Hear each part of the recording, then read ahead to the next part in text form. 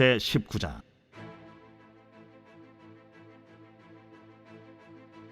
둘째로 시므온 곧 시므온 자손의 지파를 위하여 그들의 가족대로 제비를 뽑았으니 그들의 기업은 유다 자손의 기업 중에서라. 그들이 받은 기업은 브엘세바 곧 세바와 몰라다와 하살 수알과 발라와 에셈과 엘돌랏과 부들과 호르마와 시글락과 벳말가봇과 하살 수사와 벳르바옷과 사루헤니니 13성읍이요 또 그 마을들이며 또 아인과 림몬과 에델과 아산이니 4성읍이요 또 그 마을들이며 또 네겝의 라마 곧 바알렛 부엘까지 이 성읍들을 둘러있는 모든 마을들이니 이는 시므온 자손의 지파가 그들의 가족대로 받은 기업이라. 시므온 자손의 이 기업은 유다 자손의 기업 중에서 취하였으니 이는 유다 자손의 분깃이 자기들에게 너무 많으므로 시므온 자손이 자기의 기업을 그들의 기업 중에서 받음이었더라. 셋째로 스불론 자손을 위하여 그들의 가족대로 제비를 뽑았으니 그들의 기업의 경계는 사릿까지이며 서쪽으로 올라가서 마랄라에 이르러 다베셋을 만나 용노암 앞 시내를 만나고 사릿에서부터 동쪽으로 돌아 해 뜨는 쪽을 향하여 기슬롯 다볼의 경계에 이르고 다보라스로 나아가서 야비아로 올라가고 또 거기서부터 동쪽으로 가드 헤벨을 지나 엣가신에 이르고 네아까지 연결된 림몬으로 나아가서 북쪽으로 돌아 한나돈에 이르고 입다엘 골짜기에 이르러 끝이 되며 또 갓닷과 나할랄과 시므론과 이달라와 베들레헴이니 모두 12성읍과 그 마을들이라. 스불론 자손이 그들의 가족대로 받은 기업은 이 성읍들과 그 마을들이었더라. 넷째로 이사갈 곧 이사갈 자손을 위하여 그들의 가족대로 제비를 뽑았으니 그들의 지역은 이스라엘과 그술롯과 수넴과 하바라임과 시온과 아나하랏과 랍빗과 기시온과 에베스와 레멧과 엔간님과 엔하따와 벳바세스이며 그 경계에는 다볼과 사하수마와 벳세메스에 이르고 그 끝은 요단이니 모두 16성읍과 그 마을들이라. 이사갈 자손 지파가 그 가족대로 받은 기업은 이 성읍들과 그 마을들이었더라. 다섯째로 아셀 자손의 지파를 위하여 그 가족대로 제비를 뽑았으니 그들의 지역은 헬갓과 할리와 베덴과 악삽과 알람멜렉과 아맛과 미살이며 그 경계의 서쪽은 갈멜을 만나 시홀 림낫에 이르고 해 뜨는 쪽으로 돌아 벳다곤에 이르며 스불론을 만나고 북쪽으로 입다엘 골짜기를 만나 베게멕과 느이엘에 이르고 갑을 왼쪽으로 나아가서 에브론과 르홉과 함몬과 가나를 지나 큰 시돈까지 이르고 돌아서 라마와 견고한 성읍 두로에 이르고 돌아서 호사에 이르고 악십 지방 곁 바다가 끝이 되며 또 움마와 아벡과 르홉이니 모두 22성읍과 그 마을들이라. 아셀 자손의 지파가 그 가족대로 받은 기업은 이 성읍들과 그 마을들이었더라. 여섯째로 납달리 자손을 위하여 납달리 자손의 가족대로 제비를 뽑았으니 그들의 지역은 헬렙과 사아난림의 상수리 나무에서부터 아담이 네겝과 얌니엘을 지나 라쿰까지요 그 끝은 요단이며 서쪽으로 돌아 아스노 다볼에 이르고 그곳에서부터 훅곡으로 나아가 남쪽은 스불론에 이르고 서쪽은 아셀에 이르며 해 뜨는 쪽은 요단에서 유다에 이르고 그 견고한 성읍들은 시딤과 세르와 함맛과 라갓과 긴네렛과 아다마와 라마와 하솔과 게데스와 에드레이와 엔하솔과 이론과 믹다렐과 호렘과 벳아낫과 벳세메스니 모두 19성읍과 그 마을들이라.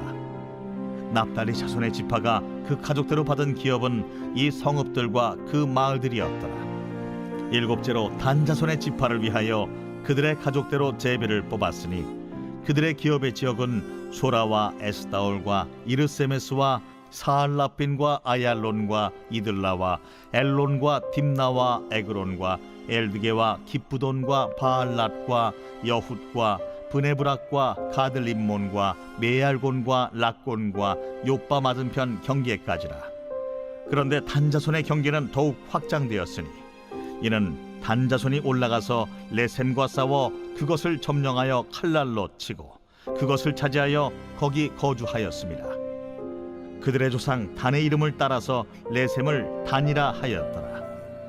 단 자손의 지파가 그에 딸린 가족대로 받은 기업은 이 성읍들과 그들의 마을들이었더라.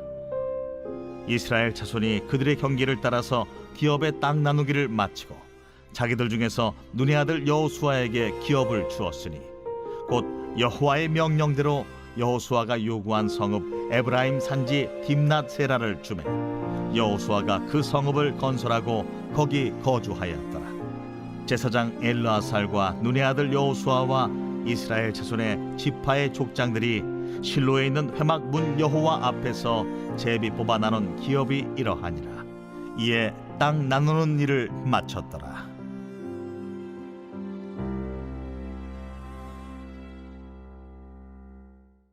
빛이 있으라. 사랑하는 우리 한나무 성도 여러분, 날마다 말씀의 은혜와 지혜로 풍성한 날들이 되시기를 기도합니다.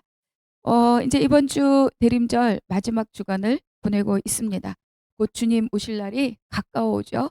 그래서 개인의 모든 삶, 또 개인의 삶, 가정, 직장, 우리 교회 공동체 뿐만 아니라 정말로 이 나라와 이 민족에도 하나님의 모든 은혜가 또 충만하게 임하기를 위해서 함께 또 기도해 주시기를 바랍니다.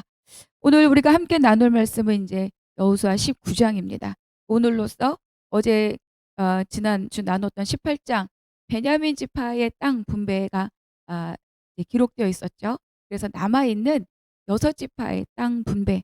그래서 나가지 않고 지체하고 있었던 7지파의 땅 분배가 다 마무리되는 내용이 오늘 이제 이 19장의 내용입니다. 1절 한번 같이 읽겠습니다. 둘째로 시므온 곧 시므온 자손의 지파를 위하여 그들의 가족대로 제비를 뽑았으니 그들의 기업은 유다 자손의 기업 중에서라. 시므온 지파의 땅은 다른 지파와 굉장히 다른 특징이 하나 있습니다. 그러니까 레위는 아예 이제 기업이 없었고 다른 모든 지파들은 독자적인 땅을 일정하게 뭐 크기는 다양하지만 땅을 이제 독자적인 땅을 분배를 받았죠. 그런데 시므온만은 유다 자손의 기업 중에서 받았다. 이렇게 기록하고 있죠. 근데 그거에 대한 이유를 이제 9절에서 말씀하고 있어요. 9절 한번 같이 읽겠습니다. 시므온 자손의 이 기업은 유다 자손의 기업 중에서 취하였으니 이는 유다 자손의 분깃이 자기들에게 너무 많으므로 시므온 자손이 자기의 기업을 그들의 기업 중에서 받음이었더라. 그러니까 9절 말씀에 의하면 유다 자손이 받은 이 땅 그리고 이 분깃이 너무 많았기 때문에 그 중에서 시므온에게 기업을 나누어 주었다. 이렇게 지금 설명하고 있어요. 그런데 유다 지파의 분깃이 많아도 이 시므온 지파가 독자적으로 땅을 차지하고 정복할 능력이 있었다면 굳이 다른 지파로부터 땅을 나누어 가질 필요는 없지 않을까 그렇게 생각해 볼 수 있지 않겠습니까? 그러니까 이제 이 시므온 지파는 제가 뭐 여러 곳에서 반복되어서 대비하여서 말씀드렸던 게 이제 이 시므온 지파인데 시므온 지파가 이제 민수기 26장 두 번째 인구 계수를 할 때 그 인구가 몇 명이었냐면 22,000명. 그러니까 다른 지파의 뭐 반도 안 되는 그런 인구를 갖고 있었던 게 바로 이 시므온 지파입니다. 그러니까 1차 계수를 했을 때는 거의 6만에 가까운 인원이었거든요. 그러니까 반 이상, 60% 이상이 인구가 급감하였다. 그러니까 그 가장 큰 원인을 이제 바알볼 사건으로 봅니다. 시딤에 있었던 바알볼 사건. 거기에 이 시므온 지파가 아주 깊이 연루되었고 그것으로 인한 인구 감소로 인해서 지금 22,000명 정도밖에 되지 않는 작은 지파가 되었던 거죠. 그러니까 이런 일들로 인하여서 인구가 급감하였고 인구가 너무 적으니까 스스로 무언가를 할 수 있는 그 능력을 갖지 못했을 수도 있다. 그 능력을 상실했을 수도 있다. 또 하나는 이 시므온 지파가 그럼에도 불구하고 무언가를 하려고 하지 않고 이렇게 편안하게 그냥 주어진 땅에서 일부 나눠 갖는 것으로 내가 무언가를 앞장서서 내가 스스로 내가 취하고 이런 것들을 스스로 포기했던 것이 아니었는가 이런 것들로 이 시므온 지파를 생각해 볼 수 있습니다. 그러니까 어떤 경우에 해당하든지 이 시므온 지파는 사실은 이 이스라엘 공동체 안에서 그리 그렇게 선한 영향력을 끼치지 못한 그런 안타까운 지파입니다. 이 지파 안에서는 사사도 배출된 적이 없었고 선지자도 배출된 적이 없는 그런 지파였던 거죠. 그런데 단순히 범죄한 때문에 그러냐? 여러분, 우리가 하나님 앞에 범죄하지 않는 그런 사람이 어디 있겠습니까? 이들이 범죄하였고 그들에 대한 하나님의 진노가 있었고, 물론 어 여기에서 예외되는 것이 하나도 없죠. 우리 모두도. 제일 중요한 것은 뭐냐? 그런 과정을 거치면서도, 그런 사건을 통해서도 그들이 하나님 앞에 배운 것이 없다는 게 제일 안타깝습니다. 그래서 그 사건을 겪어서 범죄하였다, 하나님의 징계가 있었다, 그냥 그러고 마는 거예요. 그래서 정말 사건과 또 환경을 통해서 말씀하시는 그 하나님 앞에 그들의 삶을 두고, 지파의 어떤 운명을 두고 하나님 앞에 깨닫고 다시 도전하고 일어서고 회복하고, 이런 과정이 없었던 것이 이 시므온 지파의 가장 안타까운 지점이 아닌가 생각해 볼 수 있어요. 그런데 이제 그들에게 땅을 나누어 준 유다 지파는 어떠했는가? 2차 인구 개수를 했을 때 7만 6천 명이 넘는 그런 큰 인구를 가지고 있었고, 그렇기 때문에 인구를 비례해서 땅을 이제 제비 뽑지 않았습니까? 그래서 큰, 그리고 넓은 그 땅을 그 분깃으로 받았다. 이렇게 이제 결론 지을 수 있죠.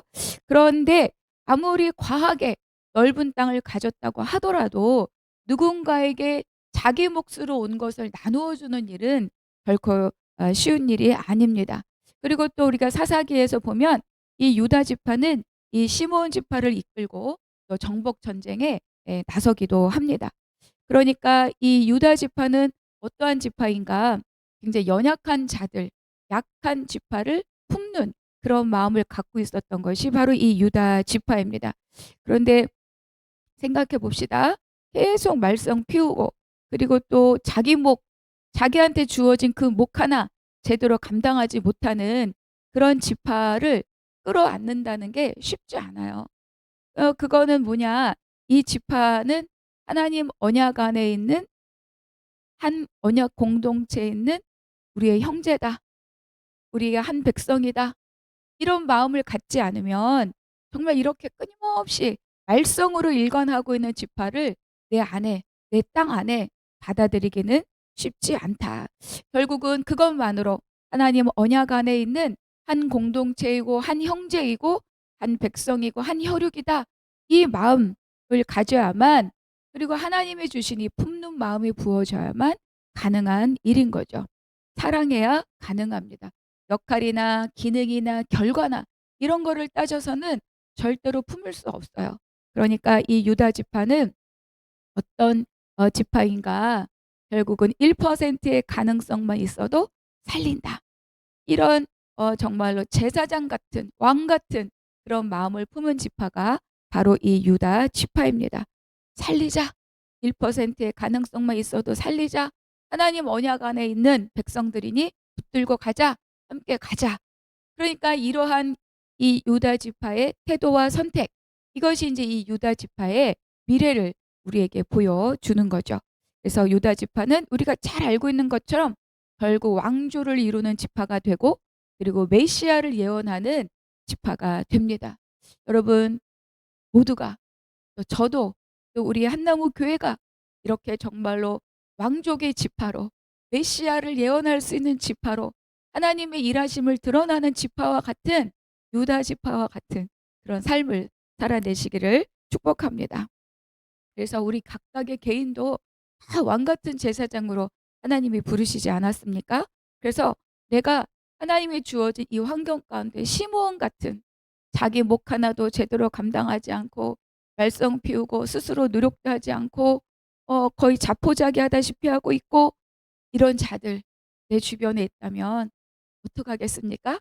품고 살리고 함께 가는 저와 여러분, 우리 한나무 교회가 되기를 바랍니다. 이제 이어서 스불론, 이사갈, 아셀, 납달리, 단, 이렇게 차례대로 이제 땅을 분배를 받습니다. 그런데 이제 이 나머지 시므온 빼고 이제 5지파가 남았죠. 5지파의 땅 분배 동일하게 반복되는 구절들이 있어요. 어떻게 반복되고 있느냐? 그들의 가족대로 제비를 뽑았으니 또 가족대로 받은 기업은 이 성읍들과 그 마을들이었더라. 이 구절이 앞뒤에 계속 이제 반복되고 있죠. 사실 이제 여기에 기록되어 있는 땅의 경계들이나 성읍들은 사실 지금 다 여기다 저기다 명확하게 이렇게 찾아볼 수 없는 경우들이 많이 있어요. 현존하지 않는 것들도 있고 또 여긴가 저긴가 구분할 수 없는 것들도 있습니다. 그런데도 불구하고 이렇게 동일한 억구가 모든 지파의 땅 분배 앞뒤에 기록되어 있다는 것은 우리에게 무엇을 말해주는가? 그들이 균일한 원칙이 적용되어서 땅을 분배받고 있다. 아, 저 지파가 이러하니까 좀 적게 주자, 좀 많게 주자 이런 것이 아니라 하나님이 말씀하신 원칙대로 누구나 다 동일한 규칙을 적용받고 있다. 이렇게 우리에게 말씀해 주는 거죠. 그러니까 분배에서의 가장 중요한 것 정해진 원칙대로 가는 겁니다. 거기에 개인적인 취향, 성향, 개인적인 판단을 가급적이면 배제하고 하나님이 주시고자 하는 방법대로 원칙대로 그 순리대로 따르는 것이 너무 중요하다. 그래서 여기에 제비를 가족대로 뽑았다.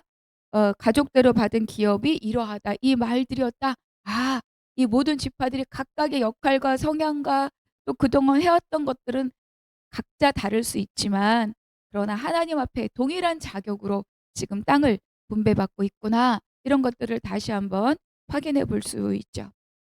그래서 마지막에 이제 단지파에 대한 기록이 있습니다. 47절 같이 읽겠습니다. 그런데 단 자손의 경계는 더욱 확장되었으니 이는 단 자손이 올라가서 렛셈과 싸워 그것을 점령하여 칼날로 치고 그것을 차지하여 거기 거주하였음이라. 그들의 조상 단의 이름을 따서 렛셈을 단이라 하였더라. 47절에 보니까 더욱 확장되었으니 이렇게 기록되어 있죠. 그러니까 이 말의 원어를 해석하면 밖으로 나가다, 떠나다 이런 뜻을 갖고 있어요. 이걸 직역하면 그들로부터 단 자손이 경계가 떠나갔다. 이렇게 해석이 됩니다. 그러니까 이는 단 자손의 이 경계가 더 이상 이 단 지파를 수용할 수 없었다는 것을 이야기해 주는 거예요.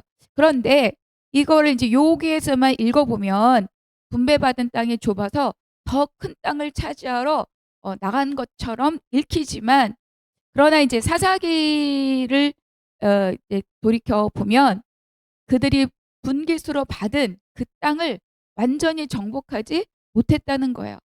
예를 들어서 그들이 분배받은 땅이 만 평이다. 그런데 그들이 이제 남아있는 가나안 족속들을 다 이제 정복해야 되는데 만 평인데 한 1,000평밖에 못한 거죠. 다 그 자기들의 분깃을 온전하게 자기의 몫으로 취하지 못했어요. 그러니까 자기들이 취한 땅이 어때요? 좁은 거죠. 그래서 새로운 땅을 찾아 북으로 이동하였다. 이렇게 사사기는 이 내용을 더 상세하게 기록해 주고 있어요. 결국은 그래서 북으로 올라가서 렛셈과 싸워서 그들의 땅을 차지했다. 이렇게 기록하고 있죠. 결국은 이 단 지파가 그들의 몫으로 분배받은 땅을 온전하게 자기 몫으로 정복하지 못했다. 정복에 실패했다.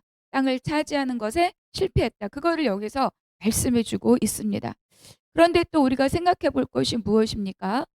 그 땅을 분깃으로 받은 땅을 다 정복하지 못했다는 것은 너무 안타까운 일이지만 그들이 여기에서 포기하지 않고 또 다른 지파에 붙어 살려고 하지 않고 스스로 북으로 올라가서 자기들이 차지할 만한 땅을 또 차지해서 자기 몫으로 취했다.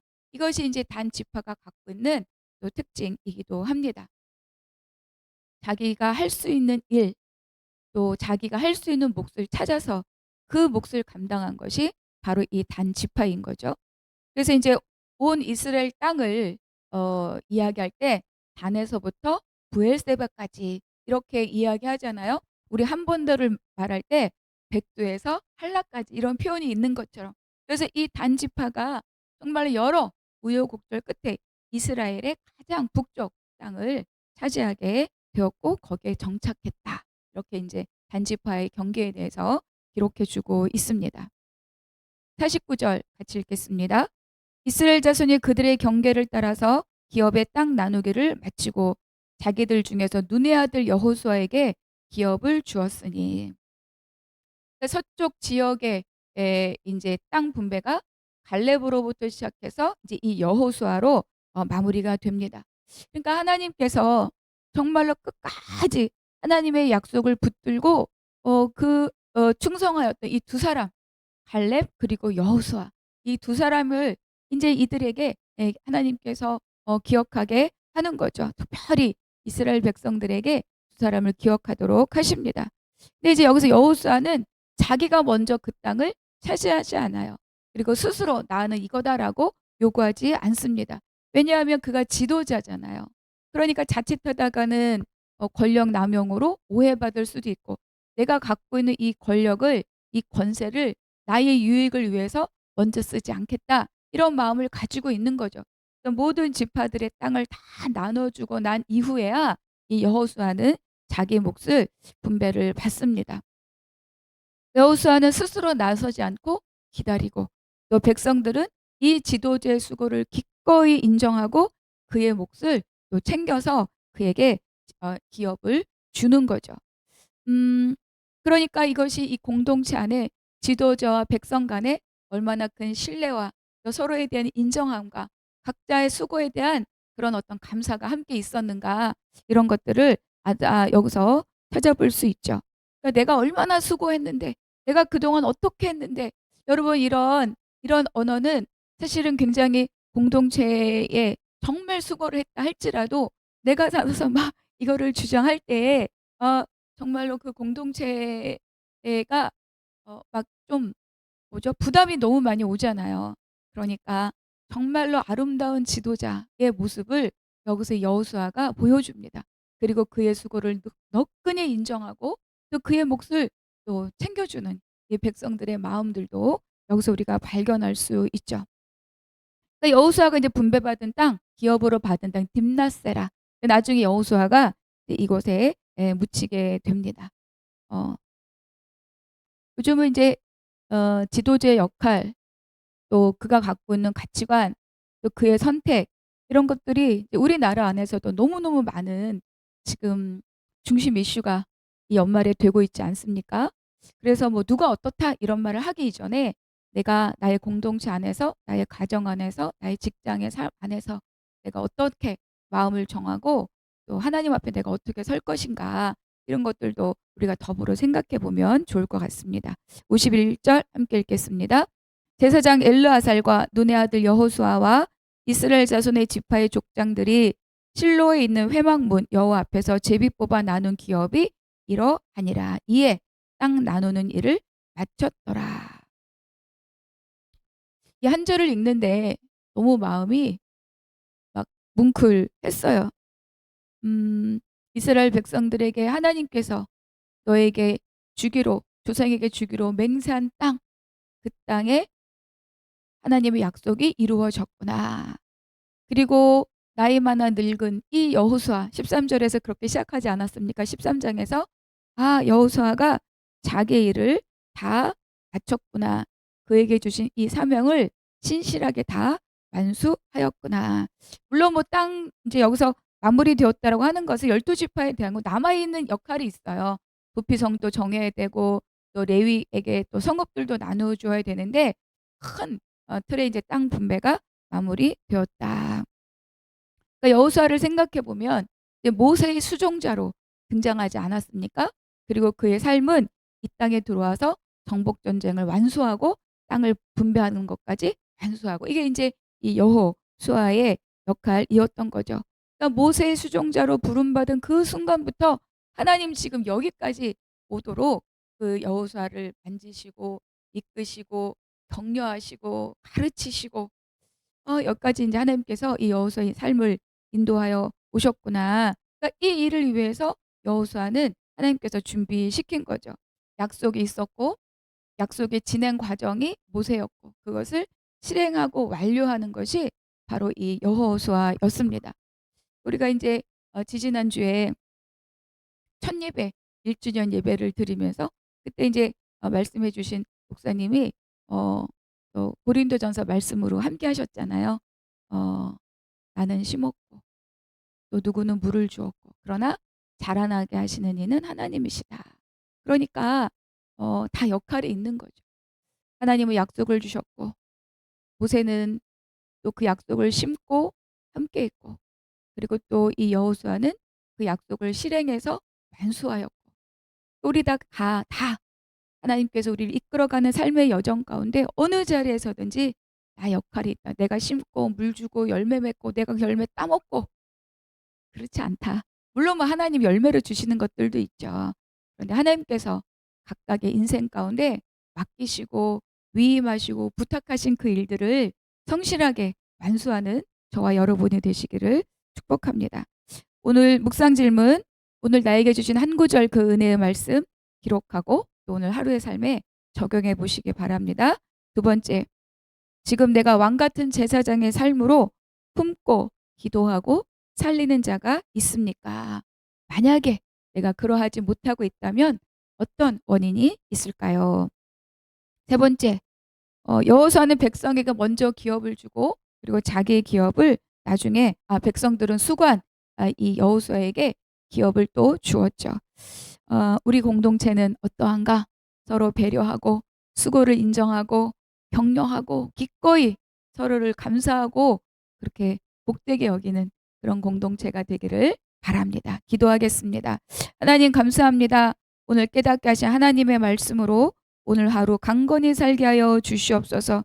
매일매일 쌓이고 새기는 말씀으로 성장하는 믿음의 삶을 살게 하여 주시옵소서. 모든 것 감사하고 우리 주 예수 그리스도의 이름으로 기도하옵나이다. 아멘.